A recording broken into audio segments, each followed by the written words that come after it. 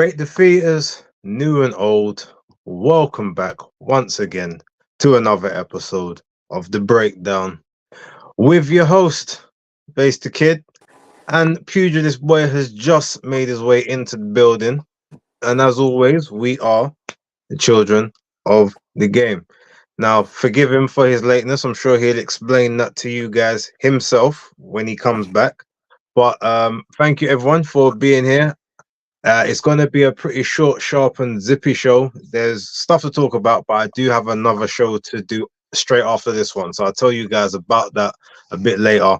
But yeah, we're going to be kind of in and out. So maybe not as much interaction with the chat as usual. But as always, we will show respect to everyone that does give their time, leave their comments, and any super chats or member chats will definitely be read out as normal.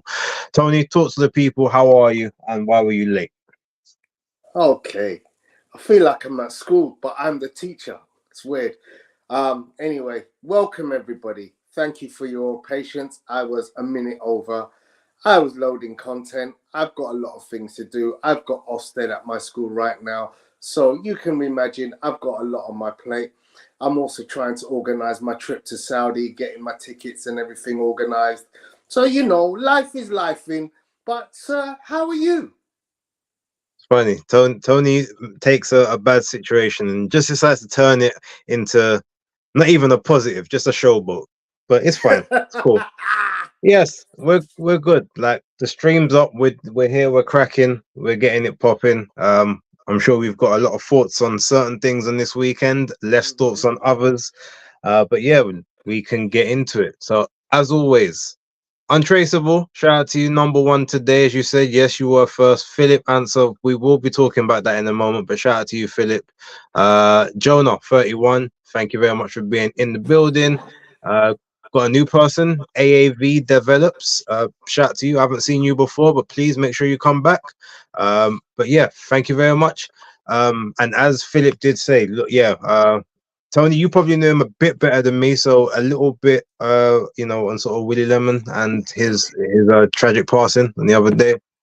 I'm not actually the most versed on his career. I've got to be honest with you. I have seen Willie Lemon. Obviously, he's fought some big names in the game, but yeah, I haven't had a chance to really pick up on that.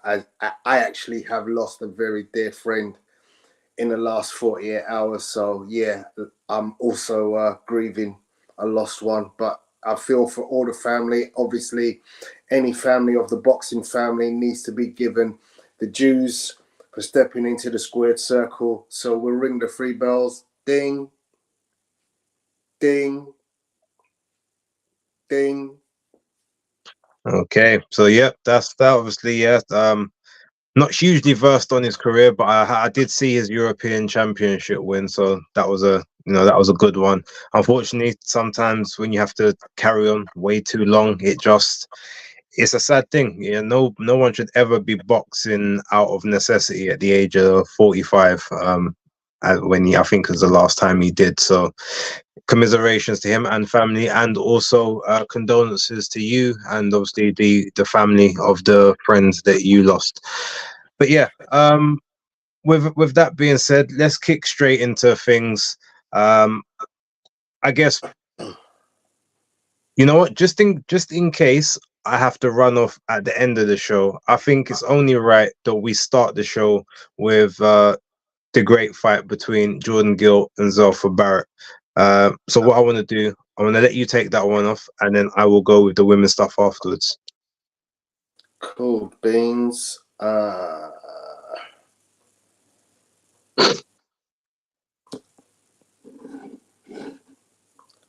So I've got volume. I just need picture. This was an exciting fight. It was the headline fight on the Matchroom card.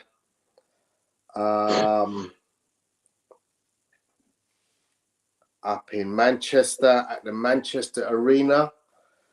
We had Zelfa Barrett, who was 32-0, fighting a very similar record in Jordan Gill, who was 28. Zelfa wasn't 32-0. 30, 3-0. 2. Okay, so 30 defeats, 30 wins, 2 30 losses. wins, Okay. 2 losses, 0 draws. Up Okay. against Jordan Gill, 28, 2 and 1. So very similar records. 12 rounds for the in the super featherweight division. And let's get it popping. We got a little bit of action. There we go. Hopefully no sound. So yeah, this was an entertaining fight. High caliber boxing from the two fighters. As I said, 30 and 2 against 28 and 2. Higher knockout ratio from Zelfa Barrett, known for being a very slick boxer. But Jordan Gill almost seemed like he's coming into a sort of second phase of his career with impressive wins in his last few fights. And then they served up a classic on Saturday night. A very entertaining fight, which was ebb and flow, I thought, through each of the different rounds. Just get my scorecard up.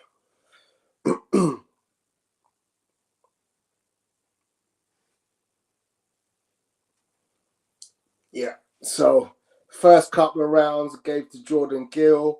Third and fourth gave it to Zelfa Barrett. Zelfa is a very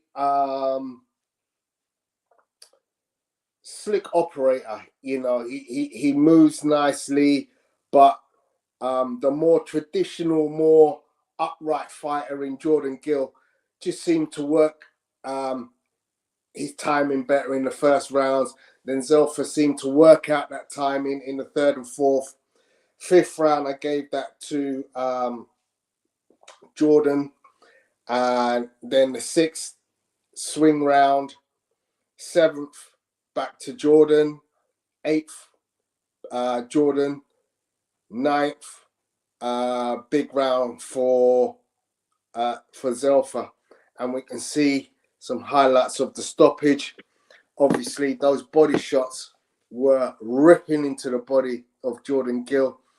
Initially, my thoughts were they didn't look that destructive because when he was originally throwing those shots in the earlier rounds, a lot of them seemed to be hitting on the elbow of Jordan Gill, and I felt that they weren't really tucking in underneath the elbows into the body, into the midriff, as you want them to.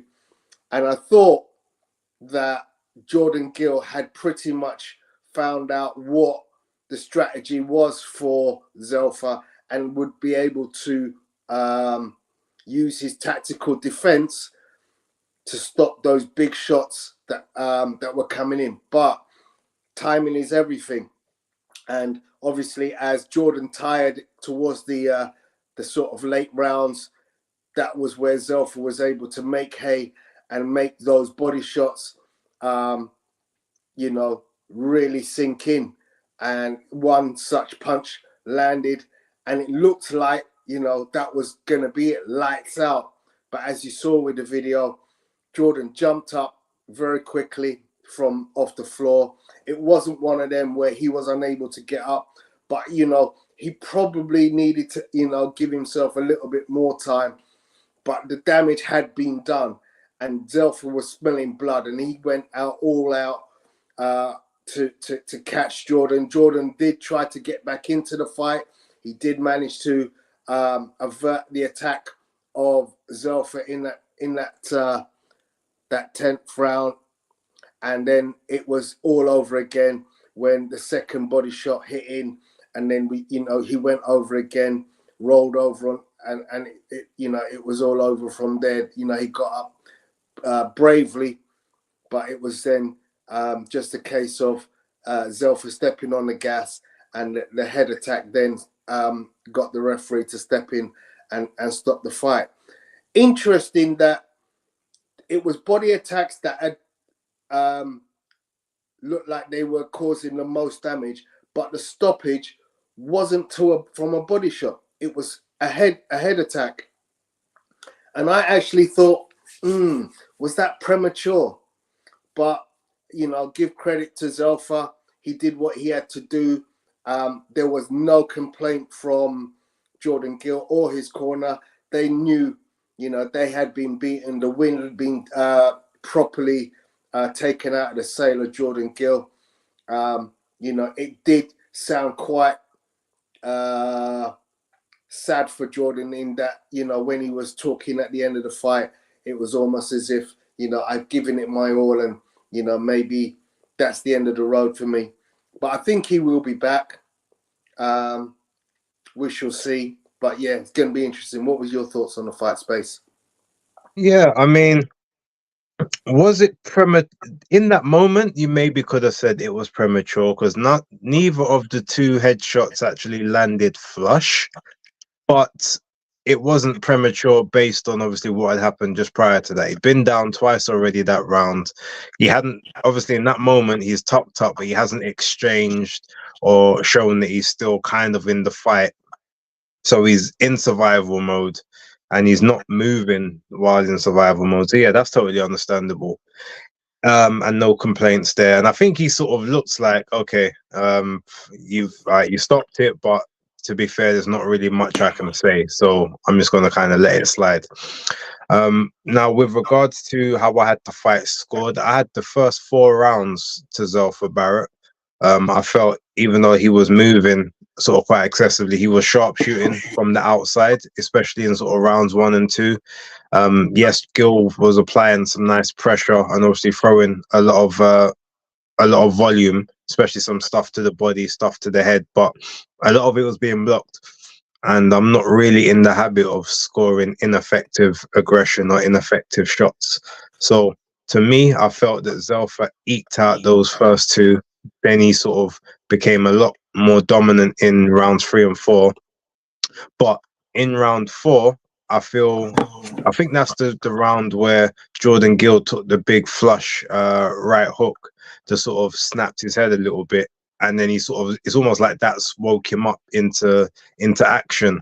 And round 5, 6, 7, 8, and 9, I all gave to Jordan, because at this point now Zelfa was moving to me excessively, but not throwing as many shots. He was now just trying to look for the counter here and there, but was just getting caught on the inside.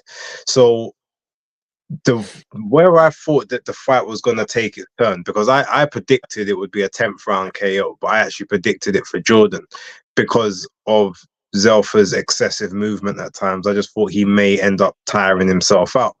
And where I thought it was actually going to become that way was in round 9. Zelfa Barrett actually stopped moving a lot more and he started to plant his feet more, and he was trying to get caught. He was trying to sort of counter in the exchanges and in the pocket, but he was getting caught quite a few times, quite a bit more in that 9th round. So it was the first round when you saw him properly plant his feet and say, okay, we're going to fight. But I felt that was playing more into Jordan Gill's hands. And then obviously we saw what took place in the 10th round, where he started to obviously read where those shots were landing. He knew he hurt Jordan a couple times earlier on in the fight to the body, but Jordan managed to recover quite quickly. And in that moment, he just found those right perfect openings. First one, second one. The second one was more out of nowhere than the first one. The first one looked a little innocuous, but you could kind of see how it was sort of being come to fruition. But then the second one, no one expected like a shot right in the pit of the stomach, just above the solar plexus, and you say to yourself, wow, that was he couldn't have timed that one any better. So even if it wasn't the hardest of punches, he probably caught him as he was breathing in, which obviously doubles up the impact. But yeah, look, it was an unfortunate loss for Jordan Gill, but great win for Zelfa Barrett in his hometown. The one thing that he wanted in his career was a home fight in Manchester in the main event. He got that and he showed out. So him, Pat Barrett, and the team have got loads to be happy about. And yeah, he's now en route to another world title shot. Will he win? I don't particularly know. I personally can't see him beating any of the 130 champions at present, but that doesn't mean he can't. And ultimately, there's a couple ways for him to go. So if he gets another crack at a world title, that's another nice big payday for him.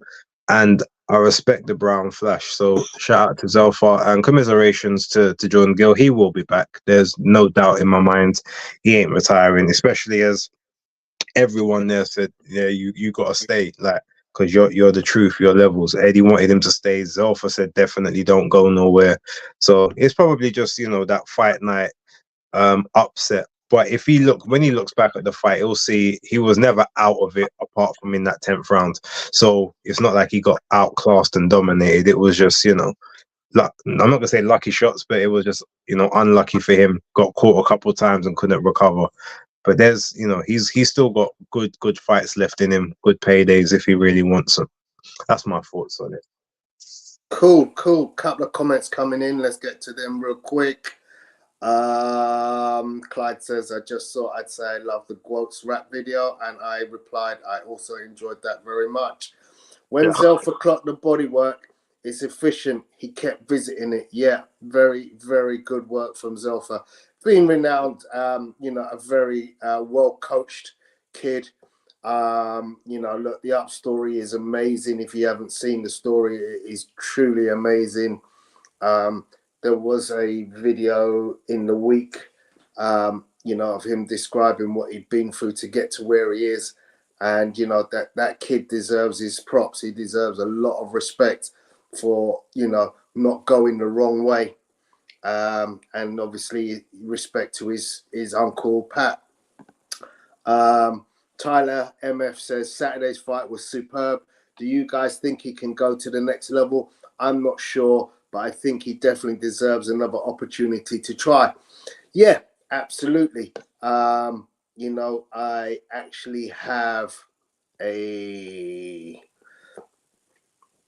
little, where did I stick it? There's the fight that we might see now. Eddie has the ability to put that together. Look, at the way boxing is going this year so far, and the wonderful matches that are being made, don't be surprised if you see this in the near future. What's your thoughts, Base?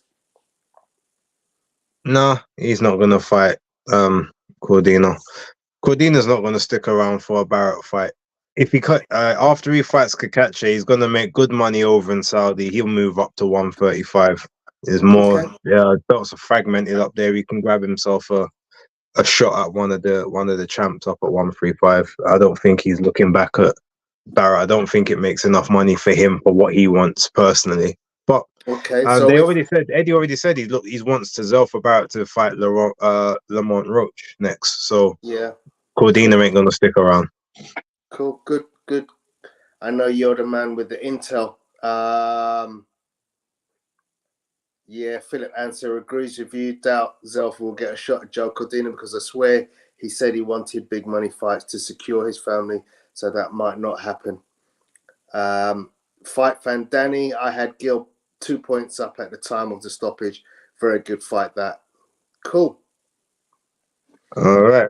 Okay, so sticking with that card, let's look at the two championship fights that took place. So Rhiannon Dixon and Karen Elizabeth Carabajal. We'll start with that one. For the IB, it was the WBO lightweight title. Yeah, that was vacated, but sorry, I think I've got an echo on your side. Go ahead. All right. So, title vacated by Katie Taylor. Now, this fight was very interesting to me, especially in the first half of it. Rhiannon Dixon was the quicker fighter of the two, was definitely looking to counterpunch. Carabajal didn't really seem like she could really adjust that well to the southpaw stance. And Rhiannon was doing very good work with moving her head, especially in the first sort of 3 to 4 rounds. So she's been working with Anthony Crolla. He's definitely been contributing well to sort of her ring craft and her ring generalship. and the fact that she came from those the white collar circuit as well goes to show that, you know, sometimes a good pro can come from that area if they get the right tutelage and the right learning fights. However, what I will say with regards to that fight is there was 3 scorecards. One of them was 98 to 91. Obviously, Rhiannon Dixon did get the knockdown in the 3rd round, so we count that. But there was 2 other scorecards, which were 97 to 92 and then 96 to 93. At the time of the fight, I tweeted out, I had it 95-94 to Dixon, basically 5 rounds apiece, but with the knockdown, she edges it. But I said, I'll accept 97-92 and 96-93 from the judges, because I just had a feeling that they would see it that way, and I could see the rounds where they could possibly give her those points. Then when we got to the Steve Gray card of 98-91 is when I just had to say, I need to know what angle he was watching the fight from, because even if you're going to give every close round to Rhiannon Dixon, there were 3 rounds that to me weren't close, where anytime, even where she was landing, she was getting out punched by Caraballo, and the punch that she was getting hit with was actually looked like it was causing more damage. Plus the extra work rate from Caraballo, where Rhiannon's obviously on the back foot trying to counter, and at times she's actually not getting the better of the exchanges. So yeah, like I said, I scored it the first 3 rounds to Rhiannon Dixon, obviously including the knockdown. 4th round I had to Caraballo. 5th round I had to Dixon. 6th round I had to Caraballo. And then the 7th, 8th, what was that? 3? No, sorry, the 7th I had to Dixon. The 8th I had to Caraballo. Then the 9th and the 10th also. So yeah. With that being said, I definitely think that obviously the right person won, but I feel like it was definitely a lot closer than that one scorecard made it seem. And Rhiannon, obviously, you know, she proved her toughness. Still some work to do, especially if unifications are on the horizon. I don't think they're going to be in a huge rush to get her in a unification fight just yet, especially when the options are likely going to be Beatrice Ferreira on one side, maybe Caroline Dubois if she can get into maybe the WBA mix. I'm not sure about any of the others. So I'm trying to think who else is in for. I think those are the only 3 that I can remember. I know there's the couple. I think what's her name? Estelle Marcelli. I think she's supposed to be in line for one of the belts as well, but I think she's also going back to the amateurs. So yeah. With that being said, good for Rhiannon. She had to work for it, and I enjoyed the fight. She's still got some things to tighten up on, but she's doing well. What was your thoughts? Yeah, I mean, you know, women's boxing goes by so quickly. You know, that's the one thing I did note about this was, you know, those 2-minute rounds go by very quickly. You know, you're just about starting to get some purchasing around in terms of momentum, and then it's all over. You go back to your corner and you start again. But yeah, as you said, Anthony Crolla now training her. He seems to have got her to be boxing very well. I like the head movement, as you mentioned, and I thought she boxed well. The wide card, yeah, it probably was wrong. I didn't score it, but I did certainly give Rhiannon the decision comfortably. But it wasn't. It was by no way a landslide.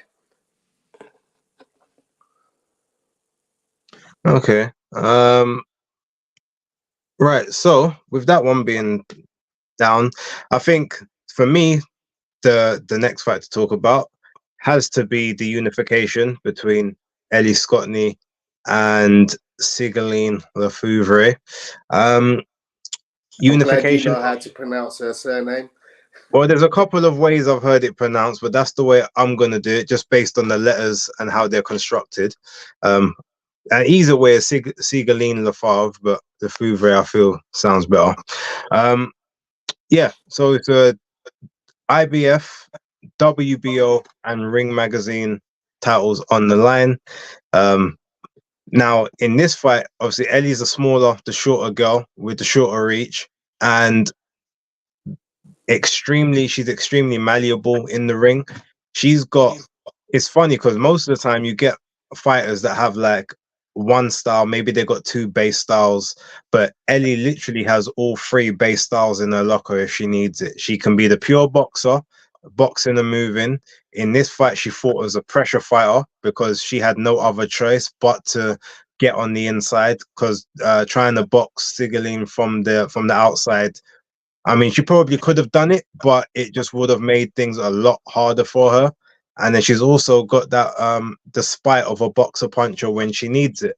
And as you can see here, even though a lot of the time it didn't necessarily look like she was hurting Sigaline that much, you could tell that she was, being aggressive and just getting on top of the action. And one thing about Sigaline, I don't know how she made the weight for this fight, because I've seen her in some other fights and I've never seen her so frail in the ring. Like, the way she was just getting pushed about, the way she was getting moved every time sort of a punch landed, even though it didn't like it bothered her, like, from her face mentality, her whole body just seemed to move and contort into weird shapes. And anytime Ellie pushed her, she would just sort of like flop about. So she just looked extremely sort of frail and fragile in the ring. But she won the first round. To me, she won the first round, which is funny because a lot of people said Ellie won the first and she won the second. And I had it the other way around. I had her winning the first and Ellie winning the second round. And then Ellie winning all the way up until I think it was round 6 was the next round that I gave Lefevre. And then I had it pretty much Ellie for the rest of the fight. And at one point I was thinking, okay, Ellie's gonna stop her. I could, from round sort of 8, 9, 10, even though she didn't look like visibly distressed, I thought, okay, it looks like it's just getting on top at this point, and she might either capitulate or the ref might be like, I've seen enough. But every time that kind of happened, she would just do enough to fire back to stick in the fight and to stick in the rounds. And obviously the corner wasn't going to pull her out because there's a belt on the line. They probably felt that it was a bit closer than I did, and clearly there was judges that felt the same way as well. Obviously I have a little playful nickname for Ellie, but I don't actually know if she likes it, because she said something to me yesterday which signifies that maybe she's not too happy about the nickname that I gave her. Although, to be fair, I didn't actually give it to her. I heard someone else say something very similar, and I just adapted it for my little banter with her. But I hope, what I will say, Ellie, I don't know if you're watching, I hope you don't take the name personally, but I will refrain from saying it in the future, especially if it means that, we can actually get you on the show, or I can, finally speak to you on camera one day. Bearing in mind, you do live 5-minute walk away from me, but anyway, that's another story. Just so you know, Ellie, we are both Lewisham boys right now. I'm not originally from Lewisham, but I am in Lewisham now, so we would love to see you on the show if you are watching. All right, but great performance. She's now the recognized #1 in the division. Some people might say that Yemilef Mercado deserves that accolade for being the longest reigning champion, but I don't think her level of competition has been up to the same standard as Ellie's. And then also, I guess you've got Erica Cruz. Obviously, you look at her resume and her body of work, there's maybe an argument that she could be #1, but Ellie's got the Ring magazine. I know she wants more unifications. I'm pretty sure that she's ready to try and go undisputed and then move up at some point. So I'm here. And the fact that she never ducks the smoke, and a lot of fights, even when they're kind of, she'll probably tell you that it was a difficult fight. They just look easy. That she makes a lot of fights look like the person she's in the ring with is overmatched, even though they were very competent professional. And congrats to her. Catford Zone, long may it continue, and I'll be at the next fight. Excellent. Go for it. Tell us your I'm thoughts. actually not going to do much more because I totally agree with you on pretty much everything you said. So I'll for the purpose of brevity, let's move on to the next fight, if I may. I All totally right, agree with most of what you said. go for it. Okay, so same bill. What else can we talk about? Rhiannon, a couple of quickies. I mean very quickies. Jimmy Sains was on the card, got an impressive stoppage. You know, Repton boy looks like he's you know, he's going to be making waves in his division going forward. He bloodied up his opponent really well before stopping him. Well, it was And a head then, clash, just to say. and then the other one was, is it the nephew of Anthony Crolla? No, it's his brother. Oh, it's his brother, right? William Crolla, who I've now seen two of his fights. So he, in his very young upcoming, obviously, you know, these fighters who've got a name that people recognize, sometimes it's very difficult for them to establish themselves. But, you know, rightfully, he was well down the card on the pecking order, which obviously gave Anthony Crolla time to be in his corner and then get ready for the Rhiannon Dixon fight. But yeah, one to look out for. Very heavy-handed, as you can see from that stoppage. So let's move on, shall we? Go for it.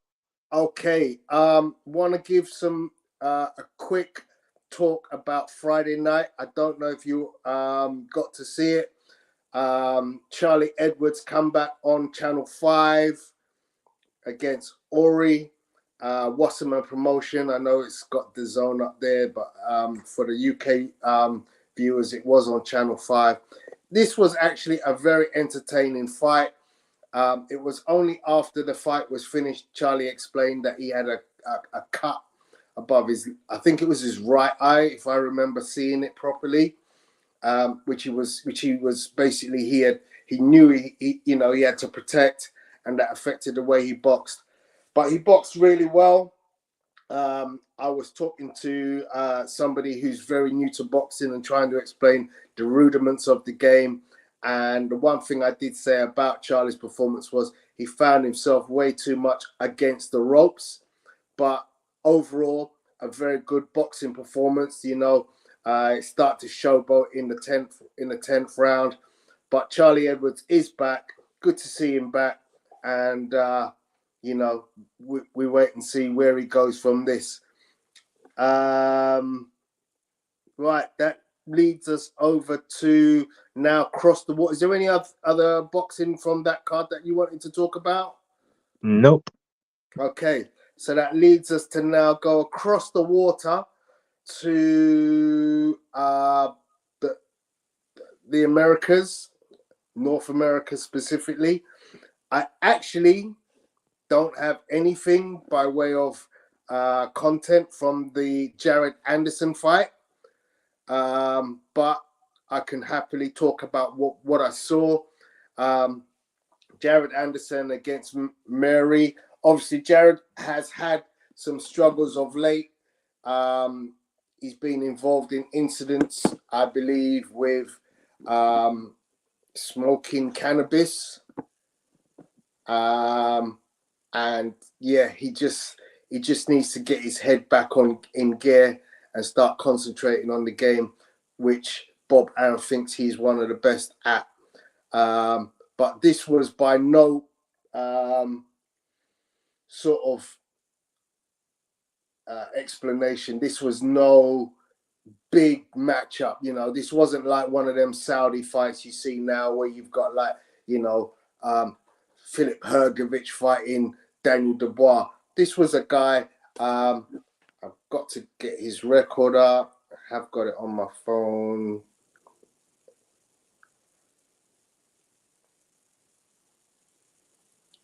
(32, 2-0.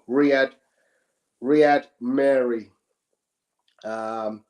So, he's a seasoned vet, obviously, of 32 fights, 26 KOs, which meant that he was heavy-handed, but 2 losses in his record. Originally from Ivory Coast, fighting out of Brussels. It was obviously brought in to test Jared Anderson, and that is what he did. He kind of was in every round. He took Jared the distance. Obviously, Jared has had 16-0 record prior to this, and knocked over pretty much most of the fighters that he came up against. But in this situation, Riyadh was a live opponent, but he just wasn't. He was never able to do anything to overcome the boxing of Jared Anderson. This was where we saw technique that was something that sometimes Jared doesn't allow you to see, because he's all about getting that knockout. Yes, he's heavy-handed. Yes, he was looking for the knockout. But more importantly, what he did was he meticulously won every round, or pretty much most of every round. The judges' scorecards at the end of this read 100 to 90, 100 to 90, and 99 to 91. So overall, a very good boxing display from Jared. Uses his heavy jab, the 1-2. A lot of times I was looking at this and thinking, he doesn't quite put his punches together. And I'll compare him to Anthony Joshua. They're physically very similar in size. But what Joshua did, especially the early Joshua, was put punches together. And in this fight, Jared Anderson, I thought, was guilty of not putting the punches together sufficiently. There was a lot of 1-2, 1-2, 1-2, which I often tell people when I see it. I'm like, if only you could throw the third and the fourth punch. It's the third and the fourth punch which normally cause the trouble for fighters. But as I said, he won pretty much every round in this. Very impressive performance from Jared Anderson. Let's see where Bob Arum decides to put him now that the heavyweights are truly getting amongst each other. What's your thoughts, Base? Wait, hold on. Did you say that it was a good performance? Well, he won You thought it every was a good round. performance? He won every round. I mean, Because Murphy didn't do anything in any round except the 10th. It was a good. Like, if you want to say he won every round, so it was a good performance. Okay, if that's how we're gonna judge boxing, but it was a horrible fight. Like, from the first round to the 10th round, except for when Murphy tried to exchange in the 10th, the fight was very. It was one note. It was one paced. It was laborious to watch. Jared Anderson wasn't able to switch up the game plan. You've got a guy in front of you that's high guard, top. He obviously is trying to sort of maybe pot shot here and there, but there was no angles to try and to work him out. There was no trying to step on the gas. He didn't try to, most people have an IQ where, okay, plan A ain't working, let's go to plan B, let's go to plan C, let's try and open him up. Like, he just stayed doing the same thing. He even said after the fight, I know that it's an entertainment thing, but you guys ain't gonna be here if I get brain damage afterwards. So he was fighting his safety first fight with a guy that wasn't even throwing punches. Like, it was arguably the worst fight he's had as a professional yet. So even though he won every round, I can't say it was a good performance at all. I think his stock has dropped heavily from this fight, even more so than when people felt his stock dropped from the Charles Martin fight. In my opinion, he's got all the tools, but the one problem that I've seen with Jared Anderson of late, and I kind of noticed it from the Charles Martin fight, when he almost everyone that he's been fighting has been a shorter opponent than him, someone that he can use range on, use his speed and his quickness on, and that he can kind of get out of the way of their shots. Except for what's his name? I think it was Kingsley eBay was the guy that he fought, where he actually stayed in the pocket and traded with him, but he was slow. I think that's the only guy he was in there with that was taller than him, apart from Charles Martin. Outside of that, um, everyone has always been smaller, so he's been able to have the height and the reach advantage, and then he's obviously got good athleticism. He's got good punching power, but he does well with guys that will come onto him so that he can then try and counter. But when he's got to go searching for them, or when he's matched with someone that's got a good jab, or someone that knows how to tuck up, there doesn't seem to be a plan B. That seems to be what the issue is now. And especially since all of these issues outside the ring are starting to come into play, it looks to me like his boxing ability and his talent is actually decreasing. I feel like he's regressing, if you want me to be totally honest. And this fight is not the one. So when you've got Bob Arum pretty much now saying he needs to be in there with someone that believes they're gonna win or they're gonna test him, I think that's because I think he's ready to cash him out already. All right, I need to see where you're at. It's either you're good enough to win this next fight, or we can get rid of you, because we've got other prospects that are gonna come up there at least trying to step on the gas. Whereas everything about him has regressed since the Charles Martin fight. I was not impressed in this one at all. The fact that he won every round is inconsequential, because it's easy to win a round where you're the only one doing anything whatsoever. So that's Cool. my thoughts on it. I don't know if you want to disagree, but I think the chat agrees with me on that. I think the chat, as I said, the chat agrees, and I mean, Mary had a win against Tony Yoka in his previous fight. He came up short. Unanimous decision, lost to Kevin Lorena in a previous fight, and his only other loss was against Arsene Gulamarian, who's again a very good operator.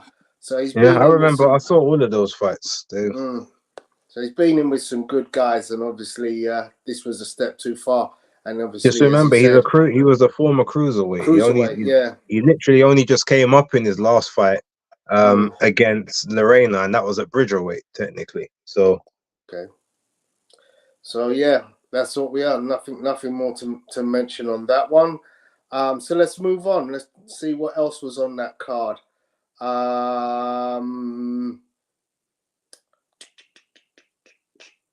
So Efe Ajagba was fighting Vianello. I can't remember his name. His first name. Guido Vianello. Guido, that's it. Guido Vianella. So as you can see, 19-1. Ajagba. But as you can see, straight off the action, Guido laid into Ajagba. He did sort of launch at him with his head in that assault there. As you see, he's on the ropes, jumps at him. And it's like, it looks like he was trying to get a suplex out of that. But, Guido was very aggressive. Vito, he came out, he was looking to cause an upset. And, he certainly made Ajagba have to work. Ajagba tried to stick to his boxing, but Guido was just roughhouse. He was all about just trying to spoil. Obviously, now we see a little bit of the later action. This is round 4. Ajagba sticking to his boxing, trying to find that nice uppercut that he's got. He looks like he's lost weight or he's trimmed down, Ajagba. But Guido, as you can see there, throwing hands, keeping his hands going. Ajagba getting in some lovely short uppercuts on the inside. There's another one. And another one. So some good work from Efe, but in the end, a very untidy fight from Guido that he was spoiling Efe's work, and he just kept working. And in the end, this ended up being a split decision win for Efe Ajagba. Get the scorecards. It was 96-94, all 3 cards. Was it? Yeah. One 96-94 to Vianello, the other 96-94s were to Ajagba. It was all the same. Okay. Cool. So yeah, you got some good action there from Guido. Entertaining fight because he did come. He did come to spoil the a Jagba party. A name that maybe he might get a shot at something else along the line somewhere else because of his efforts. No, see there, Nathaniel Cantus 96-94 the other way. So it I was a just split. said 196.94 to Vianello and the other two Oh, 96.94 to a right, Jagba. gotcha. Okay, so yeah, that was that. Your thoughts on that fight? Well, it was one of the better fights on the weekend from that card. Yeah, I predicted the FA Dragba would win. I actually predicted he'd win by KO in about round 7 or round 8 because Guido Vianello doesn't really move his head. He's got good. He's got sort of a good in and out like European style bounce, but he normally stands very upright. And I felt that just with the long reach of a Jagba and the fact that his jab has been a lot more fluid as of late, that he'd be able to land pretty much at will to on Vianello. And he was actually doing very well until in that second round he just made one big mistake and he pulled out of an exchange after getting the better of the exchange at the time, but he pulled out of the exchange in a straight line with his hands down, and Guido just had he just had his torso torpedoed launching forward.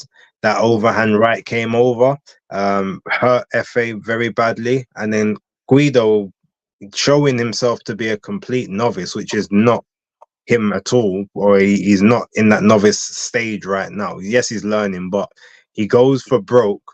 But then, in the effort to go for broke, even though he's having major success, he decides like he's trying to clothesline a Jagba out of the ring, like it's the Royal Rumble over the top rope, and therefore forces the referee to stop his momentum and get involved in the fight. As we're going to see right here, he jumps in, launches at him, and the ref has to jump in at that point. You can't allow it to continue because you've done an illegal move to try and take the guy off his feet. And then he's able, obviously, a Jagbar goes back to managed to get back to the corner, gets his breath back, manages to sort of compose himself, get his senses back, and then takes over the fight. A lot of it behind his jab, and then with Guido trying to fall in off of the counters, and he manages just to get on the inside, as you say, with those sneaky uppercuts. And for someone with such a long reach as him, he actually gets quite good leverage on short uppercuts on the inside, which is pretty impressive. But I guess part of that is also because Guido Vianello is a very tall guy. If he was shorter, I don't think those uppercuts would have landed with the same impact. But yeah, he looked like he was on his way to stopping Vianello again around about sort of the 6th or the 7th round. But Vianello's, credit to him, he's got a decent chin and he had good movement, and he was also able to sort of get on the inside and smother the power of some of the shots. Not those ones in particular, but some other shots later on in the fight, which is what sort of kept him in the fight towards the end. But he did have some success in the later rounds sort of 9 and 10. I think he did quite well in. And then there's maybe a swing round between the 7th and the 8th for where the judges have probably seen their opinion on the fight. He had some good counters as well. But overall, it was, like I said, it was a fun, entertaining fight with two very limited fighters. I would like to see personally Jared Anderson, I think he might as well face FA Jagba now, seeing as they're two of the quote unquote prospects or the higher up the ranks or the prospects at top rank. That seems like a good fight. Guido Vianello, I'd actually like him to maybe come over here and, face a Fabio Wardley, a Fraser Clark, Dillian White. Yeah, he could fight Dillian. I mean, FA could fight Dillian. They could all fight Dillian personally, but they don't. I don't think they have enough. I don't think they raise the money. I don't think Dillian's gonna take a fight with someone that has no name value in the UK whatsoever. Christian Hammer, at least, obviously was known because of the Fury fight, both Huey and Tyson, and other credible names and notable opponents. Whereas Guido isn't that known over here. So unless they could write him a fact check, I don't think he'd do that one. But he might do a FA Jagba fight or a Jared Anderson. Or if anything, you know what? I personally, I'd like to see them throw Jared Anderson in the ring with Michael Hunter, put him in trial by fire against a seasoned vet, and see what you're really about. Or give any one of those prospects, Michael, if you want, if he's gonna be maybe a gatekeeper type person now to that world stage, unless he can actually get a title shot or get back into those rankings, then maybe that's the play. Sign up to Top Rank and put yourself in there to basically knock off all their prospects and go about things in that fashion. That's how I kind of see it. But yeah, that was a good fight. So well done to Ajagba for eking it out. It was harder than it needed to be, but he did what he needed to do. And also just a quick shout out to, I didn't see the fight, but I know the result. Abdullah Mason still going from strength to strength. Very, very good talent over there in the States. And he's one of those guys that's just a joy to watch, and he just gets better with every single fight. When I get a chance, I'll have a look at this one. But yeah, I know you saw it, so what did you think? Yeah, Abdullah doing Abdullah things. I mean, we definitely have our favourites in the up and comers. Abdullah is one of them. Once again, he dispatched of his opponent within 4 rounds. Very, very effective punching. You see here, picking great shots on the inside, turning it in. Very destructive, very, very hurtful puncher. It's just a matter of time now. It is just a matter of time. Obviously, Bob's being very careful about how he manages him, ensuring that he doesn't rush him too much. I would say Abdullah's kind of like Bob's version of Ben Whittaker, a crowd pleaser, definitely a crowd pleaser, fast hands, very heavy-handed. He's got literally great fundamentals, great jab, and then he seems to have something. He's got something about him that pleases the crowd, and is making him very much well spoken about in circles. So yeah, I very much look forward to seeing him again in the near future. Future Crawford for me. Yeah, that's pretty much all. Like I said, I need to watch the fight fully, but there's him. I mean, I like Tiger Johnson, Delonte Johnson. Kamel Moulton looks like one of the only decent prospects coming out of the PBC. Richard Torres, the new guy, Ali, the new heavyweight. He seems like he could be a bit decent. So yeah, I mean, Top Rank always has the best up and coming talent. Let's just see how they move moving forward. I don't know if you saw the Will. I didn't see anything else on there. Okay, no problem. I didn't see that, but I thought I'd load up some imagery just in case you wanted to talk about it. That is it, ladies and gentlemen, I believe. Unless there's anything else. Not from me. Give them your socials. Okay, ladies and gentlemen, you can catch me, Pugilistboy, on Twitter and YouTube. On Instagram, where most of my content is, I am now the Pugilistic Boy. As for me, you guys can see BaseDaKID, the hardcore casual. Will be the casual stream tomorrow, but anyone who's still up tonight, jump over to my channel in 5 minutes. I'll be going live with October Red, Maestro, boxing, possibly. I'm not sure if he's no. Boxing Beats and Rhymes will be on the show, and Danny Glover from Fight Fan TV, who I believe is also in the chat. We will all be chopping it up on the boxing debate show, talking about each and everything from the 5v5 and other pertinent topics from the weekend on. So yeah, make sure you jump over there on Twittex. You can find me at B_A_S_E, but just type in BaseDaKID and I do believe I show up. And on Instagram and Threads, it's BaseDaKID, but don't go on there if you're looking for boxing content. Very rarely do I put it up.